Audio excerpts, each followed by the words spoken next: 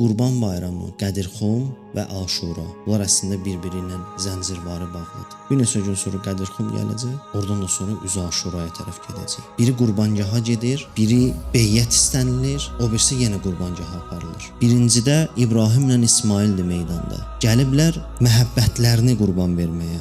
Mübarək başı bədənindən ayrılmasa da bıçaq məhəbbətin başını kəsdi. Amma vilayəti qorumaq üçün tək məhəbbətin başını kəsmək kifayət eləmədi. Məhəbbət də getdi, baş da getdi.